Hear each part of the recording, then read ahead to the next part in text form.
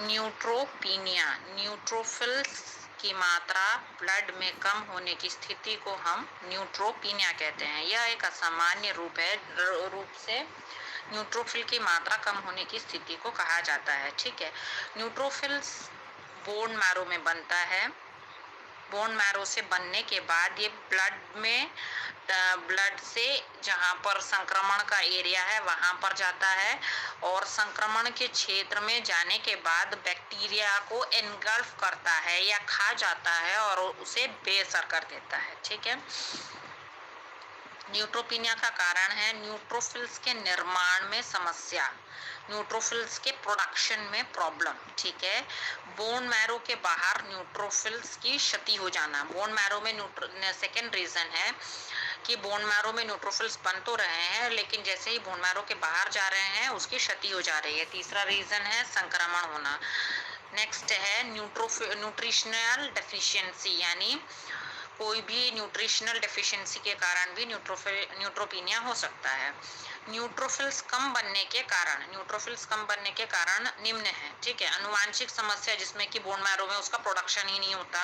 अनुवांशिक समस्या यानी ये इनहेरिटेड है या जेनेटिक प्रॉब्लम है। ठीक है, और ल्यूकीमिया जैसी बीमारी होना जिसमें कि बोन मैरो का फेलियर ही हो जाता है।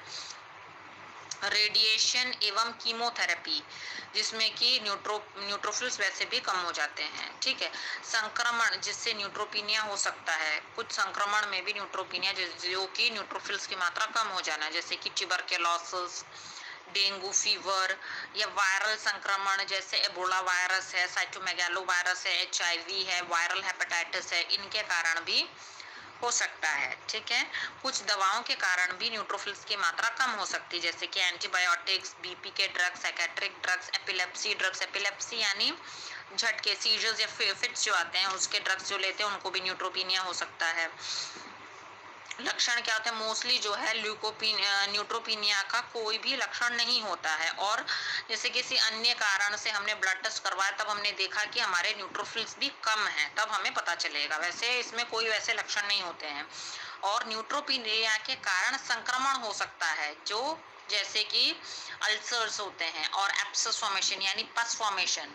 ठीक है, रैशेस होना, चकत्ते होना, घाव भरने में लंबा समय लेना, बुखार होना, ये सब लक्षण है। ठीक है, कैसे हमें पता चलेगा? ब्लड टेस्ट के द्वारा, CBC के द्वारा हमें पता चलेगा। उपचार में हम क्या करेंगे? एंटीबायोटिक्स देंगे। अगर संक्रमण है तो संक्रमण को कम करने के लिए एंटीबायोटिक्स देंगे।